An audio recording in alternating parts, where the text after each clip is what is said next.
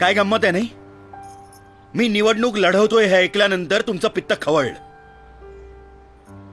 का? हक्क आहे मला. बाबासाहेब आंबेडकरांनी घटनेत मला अधिकार दिलाय तो.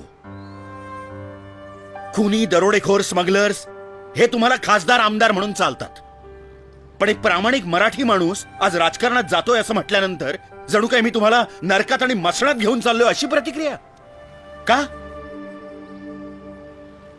या देशात म्युनिसिपालिटीत नोकरी करणारा शिपाई सुद्धा 12वी पास लागतो, पण राज्याची धुरा सांभाळणाऱ्या राजकारण्यांना शिक्षणाची अट नाही. नाही नाही नाही, मी साक्षर निरक्षर या वादात जात नाहीये, पण एके ठिकाणी साक्षरतेच्या नावाखाली कोट्यवधी रुपये खर्च करायचे आणि दुसरीकडे निरक्षर उमेदवाराला लोकशाहीच्या नावाखाली सूट द्यायची.